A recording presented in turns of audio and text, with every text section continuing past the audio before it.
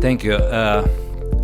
I'm so happy to see so many young faces over here, and I see one of the students. Yes? Yes, I see you, and one of my friends from my residency, he's much younger, from St. Barnabas. And I see the most successful surgeons in this room that we cannot see in one room at the same time. So Dr. Rich told me to take a look at the website Endoforum Boston and do passion presentation on robotic surgery. So it's going to be at the end, my passion. I'll try to wake everybody up because I see people tired. It's hot over here. And a little background. I'm coming from Ukraine, so I'm not Russian. But I'm going to use a Russian video, okay? I was very lucky to be trained under communism when, you go in operating room and they spank your hands and say, okay, your nail's too long and you have to leave the room till next time. I was very lucky to be trained in the United States in one of the prestige residencies that never seen immigrants. I think I was the first immigrant ever going through that program in St. Barnabas, New Jersey, under Dr. Breen. And older gentlemen and doctors probably know who he was. And I was lucky enough to learn laparoscopy, that new stage. After Dr. Breen, who was successful open GYN oncologist, we had to have permission in early 2000s to be able to perform first laparoscopic hysterectomy, which was years after Dr. Rich already completed one and become new idea among young progressive people, but we had to get permission from Dr. Breen, who was already retired in North Carolina playing golf, that his hospital would perform first laparoscopic surgery. And what happened? I was lucky enough to be my second year and nobody wanted to stay 8 hours, 10 hours and do supracervical hysterectomy. So who had to do that pleasure? Me. So after 4 years of struggling, I said I probably will never do laparoscopic surgery, but opportunity came up and I said, okay, you know what? Let me make myself look better than anybody in Pennsylvania. So I decided to go for one of the courses, refresh, and I did my hysterectomy in 30 minutes. Then another stage of life. So in my 40-something years, I lived so many centuries of medicine because medicine develops so fast, so progressively. And here robotic came. Of course, I was not the first one to do robotics in the United States, and I was very skeptical to do it because I could perform the same job using a robot and being doing a laparoscopy and doing very successful job without utilizing so many OR time, instruments, money, and etc.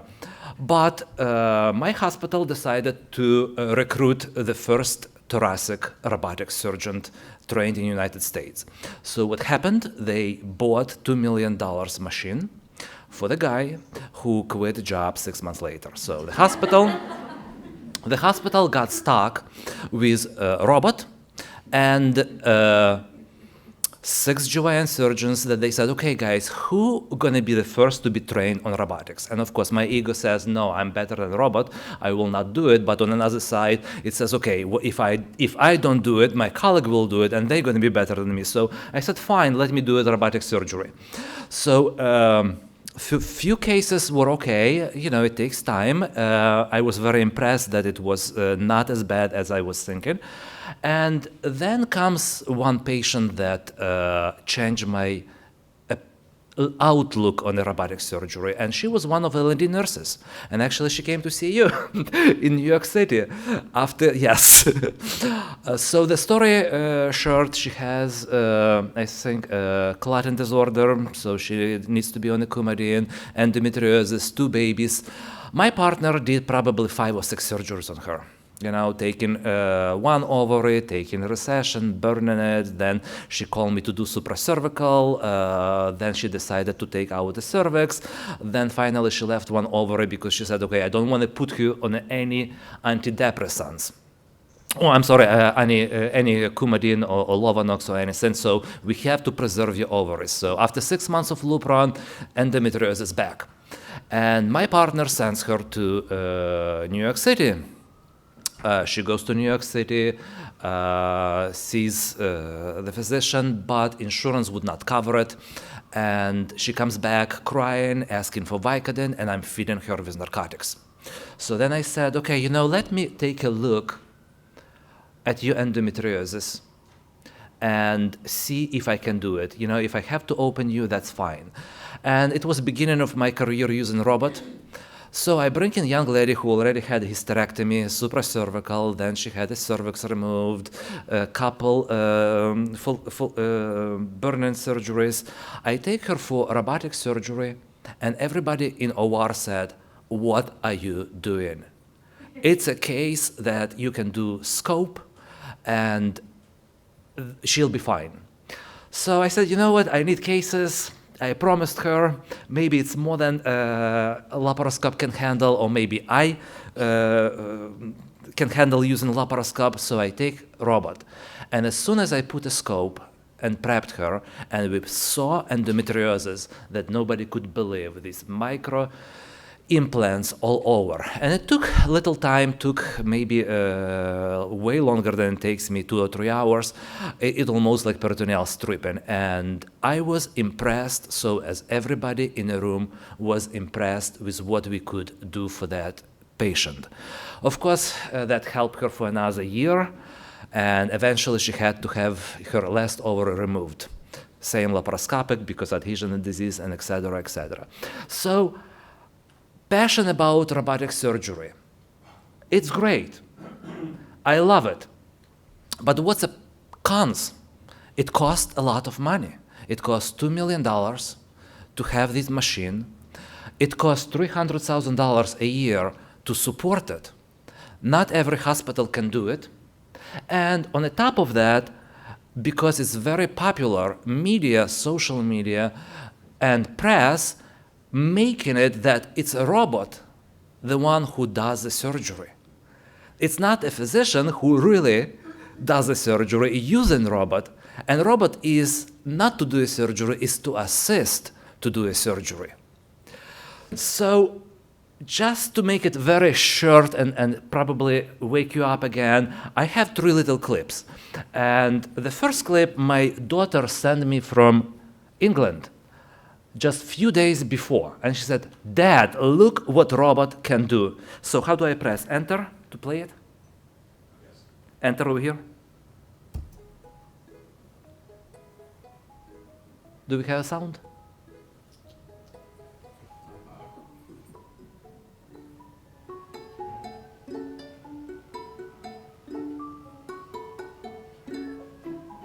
You can laugh.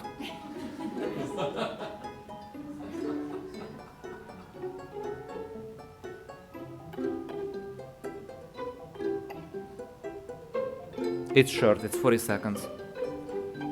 What's her name? It's a grape.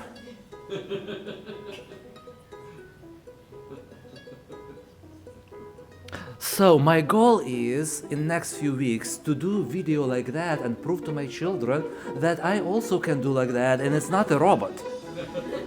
And I might challenge my colleagues to perform it.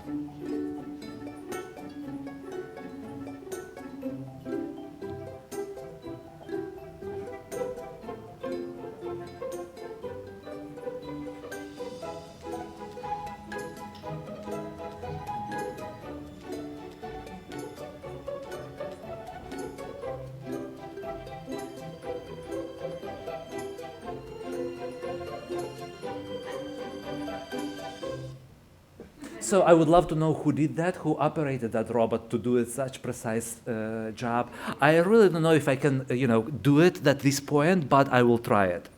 So just to make a very short, I have maybe 7 more minutes, and that's video I found, and it's in Russian. I will not translate. You'll try to figure out what it is, and it's probably 2 minutes, and I will tell you what it is. it's a future. It's a future. It's such a fast future. And we're thinking that in America, we're the only one who are on the top of technology. But other countries try to compete with us. They try to get better. And as example, Russians, they went to space before Americans. So let's see what Russians have in plans for robotic surgery. That's the news. Don't pay attention to the big guy. He probably drinks a lot. Сегодня его возможности обсуждали на представительной научной конференции в Москве. Робот гораздо компактнее и, главное, точнее, чем его американский. If I stop it here. Дмитрий Хрусталев с подробностями. I'll translate it. 360 градусов вращения инструмента. А самое главное — надежность. Потому что эта операция идет уже... Yes, that's a guy. Эти механические руки, изготовленные на Казанском электротехническом заводе, обеспечивают хирургу свободу и точность движений, работают как скальпель, могут останавливать кровь и накладывать швы. И главное, щадяще проникают в самые отдаленные участки человеческого организма. Такие операции не требуют больших разрезов, амплитуда движения сокращается в десятки раз. Риск инфекции минимальный. За процессом можно наблюдать через специальные очки в 3D-формате. Впрочем, жизнь пациента даже при наличии современного оборудования полностью в руках хирурга. Интеллект, который прежде всего повинуется мысли доктора. Хотелось бы сделать это более компактным, правильно я говорю? Абсолютно. Компактным, более точный. Новинка, уникальный отечественный хирургический робот действительно удивляет своим компактным размером. Расположить его можно в стандартной операционной. При этом, как уверяют создатели, российский аппарат в несколько раз точнее, чем американский аналог да Винчи. Может делать операции на любых органах, в том числе на сосудах, просто в управлении. Взять с собой робот в чемодан, полететь в другой город, установить его у постели больного в операционной, если это необходимо, и выполнить операцию. Возможность просто войти через маленькие проколы, да, непосредственно и подойти к органу, который мы оперируем, конечно, открывает принципиально новые перспективы. Еще один плюс отечественной технологии – цена. Минимальная стоимость Da Vinci начинается от $2 миллионов, плюс десятки тысяч долларов придется... So they're comparing Da Vinci and the system they have, and it brings us to another point that I want to say. That's Da Vinci, they're comparing to Da Vinci. В России 30. Подобную технику сегодня применяют в разных областях медицины, в том числе в урологии, кардиологии и даже нейрохирургии. Очевидно, такие хирургические аппараты необходимо массово внедрять как можно скорее. Полостная операция, которую делают сегодня хирурги, длится в среднем 5 часов, при этом пациент Almost done. меньше 1 литра крови. С помощью вот этого нового робота-ассистента потеря составит максимум 50 миллилитров, и уже через каких-то 2 дня человек может вернуться к обычной жизни. Представленный сегодня на конференции хирургический робот используется в урологии. Впрочем, для каждого вида операции ученые готовы придумать свой манипулятор. Уже в этом году создатели российских аппаратов планируют завершить испытания на животных. После этого появится возможность оперировать людей. Дмитрий Хрусталев, Антон Мусикян и Андрей Лапидус. Вести. Okay, so what it says, yes, 2 minutes. What it says that in my hospital right now, everybody wants to be robotic surgeons. Urologists try to buy OR time. General surgeons try to get a time, and we have one robot. So Russians come with the idea to have a robot that you can put in a suitcase, and you can go from hospital to hospital. So the price of that system that they already developed and they're going to start testing going to cost just $100,000. They can use it in every operating room, like we have at towers for laparoscopic surgery. So that's something that can be. But another clip I have, if I can do really, really fast, is done in England. And go. And that speaks English. So idea is, can a patient do the surgery on themselves? I'll be done. Hello, my name is Frank Hockman, and I study design interactions at the Royal College of Art. The project I've been working on is called Open Surgery. Open Surgery investigates whether designing DIY surgical tools outside of the scope of regulated healthcare systems could plausibly provide a more accessible version of healthcare. On display is a DIY surgical robot that I've built myself from off-the-shelf parts and by using easily accessible technologies like 3D printing and laser cutting. The type of surgery this machine is theoretically capable of performing is called keyhole surgery. keyhole surgery could be used to do any type of surgery in the lower abdomen. Very common ones are sort of operations on the prostate, or also appendectomies or hysterectomies even. The machine uses ABS arms that are 3D printed. All the electronics on the machine to control the motors are basically sourced from the 3D printer community, so essentially the same electronics that drive a domestic 3D printer drive this surgical robot. All the other parts are basically off the shelf and ordered online. And so by bringing all of these parts together, you're able to create a semi-functioning surgery machine. Right now, the machine is just running through a series of semi-randomized movements that show the capabilities of the movements of the machine. But the idea would be that it would normally be controlled by a human. I'm proposing that this surgery robot could in fact be controlled by a PlayStation 3 controller, simply because it's available and has all the right degrees of freedom to be able to control such a device.